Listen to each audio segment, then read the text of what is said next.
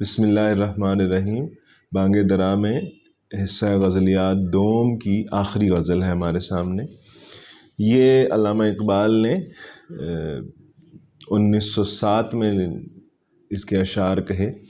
یہ اس طریقے سے ہے: زمانہ آیا ہے بے حجابی کا، عام دیدار یار ہوگا۔ سکوت تھا پردہ دار جس کا، وہ راز اب آشکار ہوگا۔ تو ایک تو معروف اس کی ایکسپلینیشن ہے، وہ یہ ہے کہ اب مسلمانوں کو چاہیے کہ وہ آگے بڑھ کے اپنے دین کو لوگوں کے سامنے رکھیں، جو راز ان کے پاس ہے اس کو چھپا چھپا کے نہ رکھیں، اس کو لوگوں کے سامنے لے کے آئیں۔ اور دوسرا یہ میننگ پاسبلی جو مجھے سمجھ میں آتا ہے کہ یہ حصہ غزلیات کی جب دوسری غزل ہے تو یہ ٹائم پیریڈ وہ کمپلیٹ ہوتا ہے جب اقبال یورپ میں ٹھہر رہے ہیں۔ تو یورپ میں جیسے کہ پہلے ہم نے ذکر کیا تھا کہ اقبال اس چیز پر غور کر رہے تھے کہ شاعری چھوڑی جائے یا شاعری کو کنٹینیو کیا جائے، تو شاید اس شعر سے اقبال یہ بھی کہنا چاہ رہے ہیں کہ اب مجھے شرح صدر ہو گیا ہے کہ مجھے اس شاعری میں آگے بڑھنا ہے، اور اس شاعری کے ذریعے میں نے کیا کرنا ہے، میں نے اپنے رب کو سامنے اس کو دیکھنا ہے۔ زمانہ آیا ہے بے حجابی کا، اب وہ زمانہ آن پہنچا ہے جب رب سامنے نظر آئے گا۔ عام دیدار یار ہوگا، سکوت تھا پردہ دار جس کا، میں جس موضوع کے اوپر خاموشی اختیار کیے ہوئے تھا وہ راز اب آشکار ہوگا، وہ راز اب لوگوں کے سامنے آئے گا۔ گزر گیا اب وہ دور ساقی کہ چھپ کے پیتے تھے پینے والے۔ گزر گیا اب وہ دور ساقی کہ چھپ کے پیتے تھے پینے والے، بنے گا سارا جہاں میں خانہ، ہر کوئی بادہ خار ہوگا۔ اب وہ زمانہ گزر گیا جب چھپ چھپ کے باتیں کرتے تھے، جب میں حجاب کے اندر گفتگو کرتا تھا، جب میں لوگوں کے سامنے موضوع تو رکھتا تھا، بات تو رکھتا تھا، لیکن چھپا چھپا کے رکھتا تھا۔ میں استعاروں کے اندر اپنے میننگز چھپاتا تھا۔ اب وہ زمانہ ہے، بنے گا سارا جہاں میں خانہ، پورے کے پورے جہان میں یہ خبر، میرے رب کی خبر، میرے رب کی باتیں اب پھیلیں گی۔ ہر کوئی بادہ خار ہوگا، ہر کوئی اس کے نشے کے اندر مست ہو جائے گا۔ یعنی کہ میں نے ایسی ہوا چلائی ہے، میں ایسی ہوا چلاؤں گا کہ جس کے ذریعے ہر کوئی مست اور نشے میں نظر آئے گا۔ کبھی جو آوارہ جنوں تھے وہ بستیوں میں پھر آ بسیں گے۔ کبھی جو آوارہ جنوں تھے وہ بستیوں میں پھر آ بسیں گے، برہنہ پائی وہی رہے گی مگر نیا خارزار ہوگا، مگر نیا خارزار ہوگا۔ وہ لوگ جو پہلے اللہ کی محبت میں مبتلا تھے، وہ لوگ جو تڑپ رہے تھے، پھڑک رہے تھے، جو آوارہ ہو چکے تھے، جو شہر چھوڑ کے دور دور جا بسے تھے، اب میں ان کو جب رب کی محبت کی حقیقت بتاؤں گا تو وہ ان بیابانوں سے اٹھ کر شہر کی طرف آئیں گے۔ وہ شہر میں آ کے لوگوں کی گائیڈنس کریں گے۔ برہنہ پائی وہی رہے گی، تکلیف مشکل پریشانی ویسی رہے گی، مگر نیا خارزار ہوگا۔ لیکن جو بیٹل فیلڈ ہے وہ ڈیفرنٹ ہے، جہاں پہ انہوں نے کام کرنا ہے وہ ڈیفرنٹ ہے، جس سینیریو کے اندر موجود ہیں وہ لوگ وہ ڈیفرنٹ ہے۔ مطلب نئے زمانے کے اندر نئے طریقوں سے آگے بڑھا جا سکتا ہے،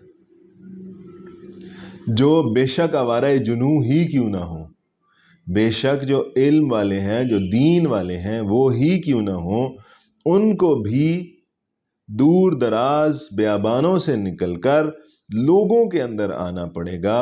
لوگوں کے اندر آ کے تکالیف وہ اسی طرح کی، اسی لیول کی برداشت کریں گے جس طرح کی پہلے برداشت کرتے تھے۔ جس طرح کی تکالیف پریشانیاں ان پہ پہلے آتی تھی، اس کی ایکسٹریمٹی وہی رہے گی، اس کی نیچر بدل جائے گی۔ کبھی جو آوارہ جنوں تھے وہ بستیوں میں پھر آ بسیں گے، برہنہ پائی وہی رہے گی مگر نیا خارزار ہوگا۔ سنا دیا گوش منتظر کو حجاز کی خاموشی نے آخر، جو کان انتظار کر رہا ہے اس کو حجاز کی خاموشی بتا رہی ہے۔ کیا بتا رہی ہے؟ جو عہد صحرائیوں سے باندھا گیا تھا پھر استوار ہوگا، کہ جو وہ حجاز میں صحرا کے رہنے والے تھے ان سے عہد باندھا گیا تھا۔ عہد کیا باندھا گیا تھا؟ کہ اگر تم رب کی ایمان لے آؤ گے تو تم ہی غالب رہو گے، تم ہی کامیاب رہو گے، تم نے ہی غالب آنا ہے۔ اب کچھ اور لوگ ہیں، جو اس انتظار میں ہیں کہ ہمیں لیڈرشپ سونپی جائے، اب ہم ایفرٹ کریں گے۔ تو حضرت اقبال یہ کہہ رہے ہیں کہ عہد وہی ہے، فارمولا کامیابی کا وہی رہے گا۔ جو عہد صحرائیوں سے باندھا گیا تھا وہ پھر استوار ہوگا، جو عہد ان کے ساتھ کیا گیا تھا کہ انتم الاعلون ان کنتم مومنین، تم ہی کامیاب رہو گے اگر تم مومن ہو۔ تو اس کا مطلب ہے اگر غالب نہیں آ رہے ہو، کامیاب نہیں ہو رہے ہو، تو مومن نہیں ہو۔ قرآن کریم کی آیت ہے سیدھی سیدھی۔ جو عہد صحرائیوں سے باندھا گیا تھا، وہ جو صحرائیوں سے باندھا گیا تھا عہد، وہ عہد دوبارہ سے قائم ہوگا۔ اور میں یہاں پہ اپنے وجدان سے ایک اور بات بھی کہتا ہوں کہ اللہ نے کس سے کام لینا ہے؟ جو اپنے آپ کو پیش کر دے گا اس سے وہ کام لے لے گا۔ وہ محتاج نہیں ہے کہ عربیوں سے ہی کام لینا ہے یا پاکستانیوں سے ہی کام لینا ہے یا کسی اور قوم سے کام لینا ہے۔ جو گوش منتظر ہے اس کو مل جائے گا۔ نکل کے صحرا سے جس نے روما کی سلطنت کو الٹ دیا تھا، نکل کے صحرا سے جس نے روما کی سلطنت کو الٹ دیا تھا، رومن امپائر کو، رومن سلطنت کو جن لوگوں نے ادھر سے قسم پرسی کے عالم سے، اس غربت کے عالم سے وہاں سے اٹھے اور الٹ دیا، سنا ہے یہ قدسیوں سے میں نے، وہ شعر پھر ہوشیار ہوگا۔ حضرت اقبال اپنے یقین کے عروج کے اوپر بات کریں، کہتے ہیں مجھے ایسا یقین ہے جیسے مجھے فرشتوں نے کان میں آ کے وحی کی ہو۔ سنا ہے قدسیوں سے یہ میں نے، وہ شعر پھر ہوشیار ہوگا۔ وہی ایمان والے لوگ دوبارہ سے اپنا ایمان حاصل کریں گے، اس ایمان کے لیول پر جائیں گے اور دوبارہ سے دنیا کو رول کریں گے، کیونکہ راستہ کامیابی کا، رول کرنے کا وہی ہے جو اللہ کے نبی صلی اللہ علیہ وسلم نے اور ان کے زمانے میں ان کے اصحاب نے ڈیولپ کیا۔ راستہ وہی رہے گا۔ اس کے علاوہ اگر کسی اور طریقے، کسی اور میتھڈالوجی پہ آپ کامیابی حاصل کرنا چاہیں گے تو وہ آپ کو نہیں مل سکے گی۔ کیا میرا تذکرہ جو ساقی نے بادہ خاروں کی انجمن میں، جو محبت والے تھے نا، جو پیار کرنے والے ہیں، جو شراب پینے والے ہیں، اس کی محبت کے جو جام انڈیلتے رہتے ہیں، وہاں پہ جو ان کے بڑے تھے انہوں نے میرا تذکرہ کیا۔ تو پیر میخانہ سن کے کہنے لگا کہ منہ پھٹ ہے، خار ہوگا۔ اسی لیے میں کہہ رہا تھا کہ یہ نظم کی شکل میں نا کنیکٹ ہوتی جاتی ہے نا ایک ایک بات۔ ہاں، کیا میرا تذکرہ جو ساقی نے بادہ خاروں کی انجمن میں، ساقی جو شراب پلانے والا ہے، انہوں نے جب میرا تذکرہ کیا کہ اقبال صاحب بھی کوئی اللہ سے محبت کی باتیں آج کل کر رہے ہیں، تو پیر میخانہ سن کے کہنے لگا منہ پھٹ ہے، خار ہوگا۔ یہ کیسی باتیں کر رہا ہے؟ ایسی باتیں لوگوں کے سامنے نہیں کرتے بھائی، اتنی اونچی آواز میں نہیں کرتے، اتنی لاؤڈ وائس کے ساتھ اس طرح کی باتیں نہیں کرتے، یا اتنی اوپننس سے گفتگو نہیں کرتے۔ وہ جو اوپر کہنا نا، زمانہ آیا ہے بے حجابی کا، عام دیدار یار ہوگا۔ بس جی، اب بات ختم ہے، اب ہم سب کے سامنے علل اعلان بات کریں گے۔ تو پیر میخانہ کیا کہنے لگا؟ لوگوں کو یہ مسائل نہیں بتانے چاہیے، ٹھیک ہے؟ لوگوں کے اندر مسائل، یہ باتیں لوگوں کے سامنے رکھی جائیں خالق کی محبت میں، تو لوگ دنیا چھوڑ دیتے ہیں بھائی، لوگ رستے سے ہٹ جاتے ہیں بھائی، لوگ ٹریک اپنا چھوڑ دیتے ہیں۔ تو اقبال کے بارے میں بھی یہ کہا جانے لگا کہ یہ جس طرح کی باتیں کر رہے ہیں نا، یہ خود ہی بھگتیں گے اب۔ دیار مغرب کے رہنے والوں، خدا کی بستی دکان نہیں ہے، کھرا جسے تم سمجھ رہے ہو اب ذرے کم عیار ہوگا۔ اللہ کی محبت میں دکھاوا، بناوٹ، تصنع، دو نمبری، ڈس آنیسٹی نہیں چلتی ہے بھائی۔ جب آپ اس راستے کے اندر، اس کارگزار کے اندر آئیں گے تو وہاں کھرے اور کھوٹے کی ڈیفینیشن کچھ اور ہے۔ آپ یہ سمجھ رہے ہیں کہ مٹیریلزم کو ساتھ لے کر آپ کامیابی حاصل کر سکتے ہیں، تو ایسا بالکل بھی ممکن نہیں ہے۔ تمہاری تہذیب اپنے خنجر سے آپ ہی خودکشی کرے گی۔ جو شاخ نازک پہ آشیانہ بنے گا ناپائیدار ہوگا۔ آپ نے اپنی گراؤنڈز ہی ڈیفائن نہیں کی۔ آپ کامیاب ہیں بظاہری طور پہ، آپ نے مٹیریلسٹک اپروچ میں بہت کچھ اچیو کر لیا ہے، آپ بڑے ایڈوانس ہو گئے ہیں، آپ بڑے آگے نکل گئے ہیں، آپ نئی نئی ڈیولپمنٹس کر رہے ہیں، آپ نئی نئی ٹیکنالوجی لے کے آ رہے ہیں، لیکن آپ کے پاس وہ بیسز نہیں ہیں، وہ گراؤنڈز موجود نہیں ہیں۔ آپ کن گراؤنڈز پہ کھڑے ہیں؟ آپ نے جب ریلیجن کو ہی مائنس کر دیا ہے، جب آپ ماڈرنزم کی طرف آ گئے ہیں، یہ وہی زمانہ ہے ماڈرنزم جب اپنے عروج کی طرف گامزن ہے، تو جسے آپ یہ سمجھ رہے ہیں کہ ہمارے پاس کوئی کنکریٹ گراؤنڈ ہے، تو آپ نے تو ماڈرنزم کے انڈر ریلیجن کو تو الگ کر دیا، ریلیجن کو تو سائیڈ پہ رکھ دیا۔ اب آپ کی اخلاقیات کہاں سے ڈیفائن ہوں گی؟ اب آپ کی اخلاقیات ڈیفائن ہوں گی جہاں مائٹ ہوگا وہاں رائٹ ہوگا۔ جو لا میکرز جو لا دیں گے آپ اسی کے اوپر چلتے رہیں گے، دیٹس اٹ، اس کا کوئی تعلق نہیں ہوگا۔ یعنی کہ یہ ایسی تہذیب کی بنیاد ہے اقبال کے مطابق جو ایک نہ ایک دن اپنی وجہ سے خود ہی ہلاک اور تباہ و برباد ہو جائے گی۔ اب اقبال اپنے لوگوں کی ایک دم سے بات کرتے ہیں، ان کی بات کرنے۔ سفینہ برگ گل بنا لے گا قافلہ مور ناتواں کا۔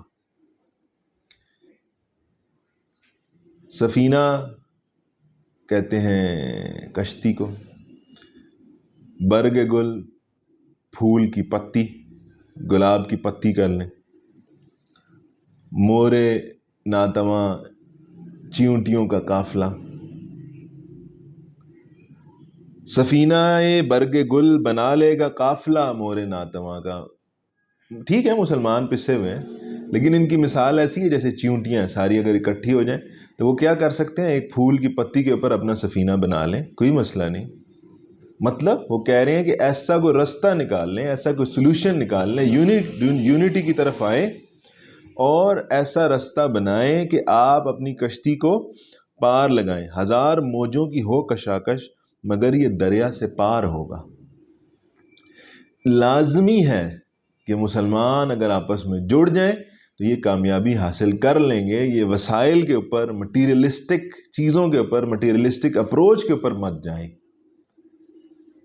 یہ اپنا رستہ فائنڈ آؤٹ کریں، یہ اپنا وے آؤٹ نکالیں، چاہے وہ وے آؤٹ ویسے ہی ہو جیسے چیونٹیاں کسی پھول کی پتی پہ بیٹھ جائیں اور پھول کی پتی ٹریول کر کے دوسرے کنارے لگ جائے،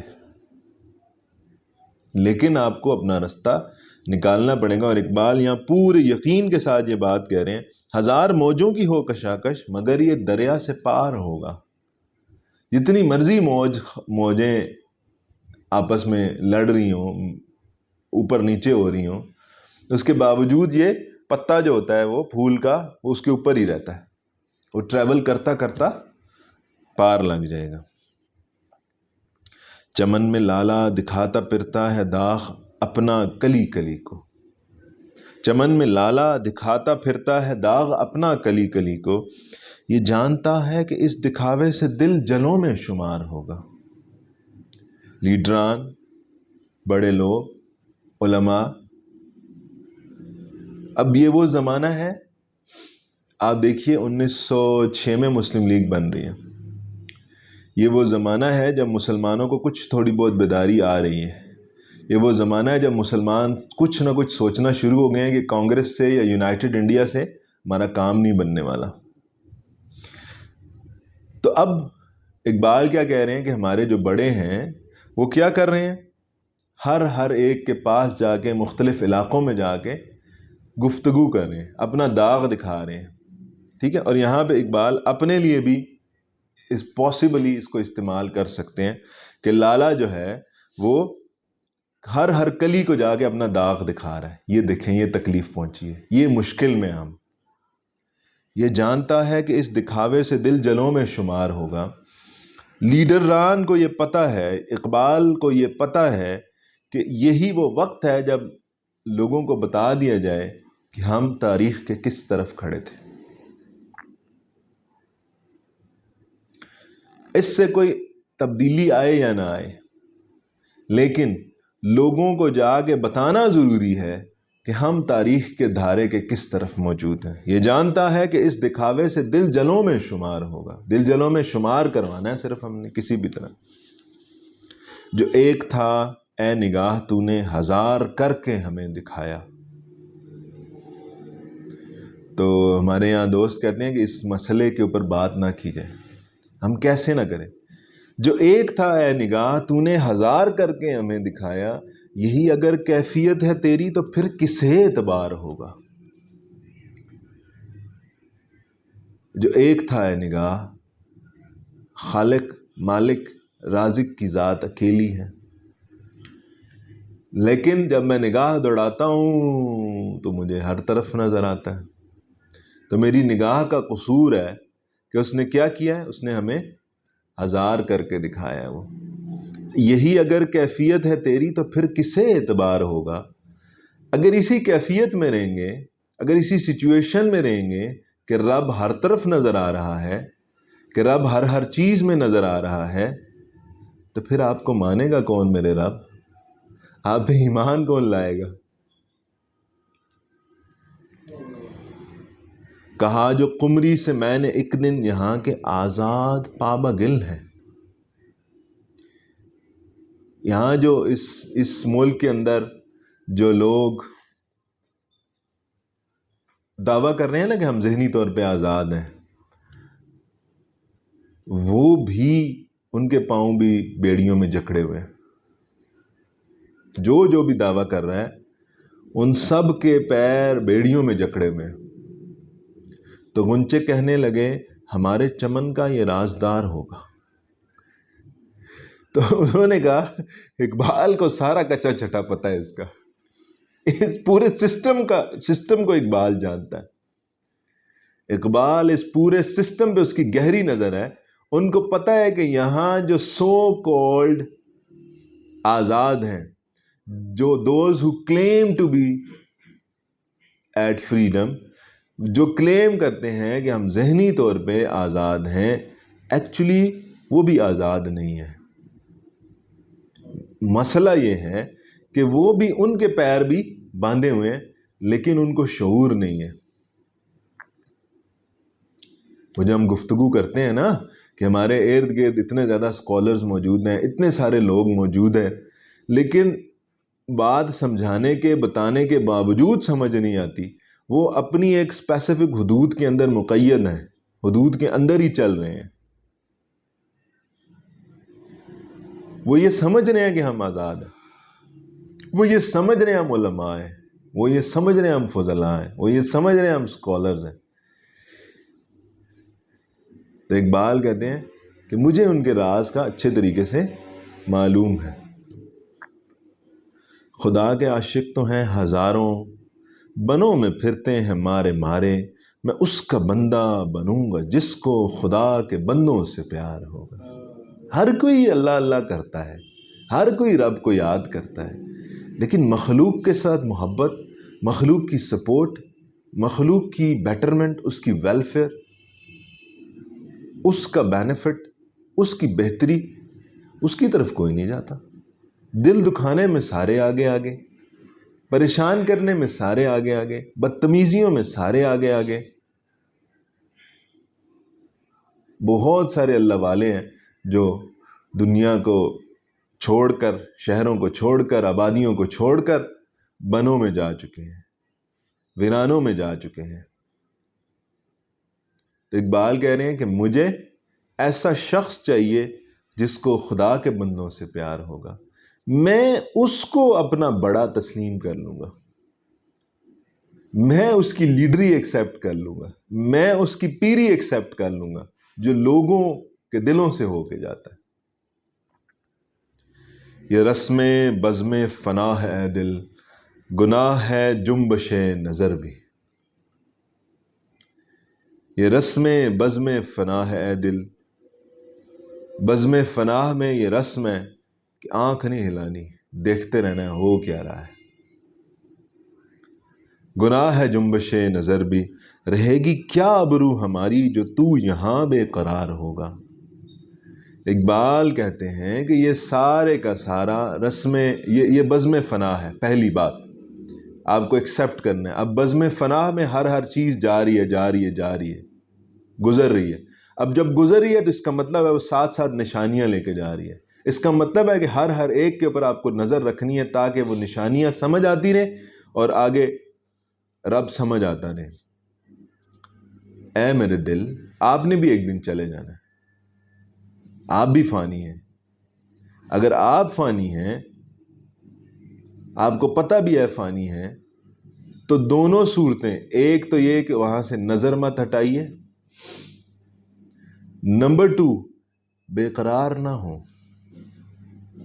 اگر آپ بے قرار ہوئے تو اقبال کی عزت جاتی رہے گی۔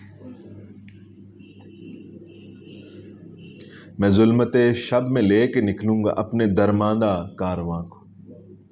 میں رات کے اندھیرے میں جو بچا کھچا کاروان ہے، جو لوگ چند ایک بچ گئے ہیں، جن کو کچھ سمجھ ہے دین کی، جن کو سمجھ ہے اصل کیا ہے، میں ان کو لے کے نکلوں گا۔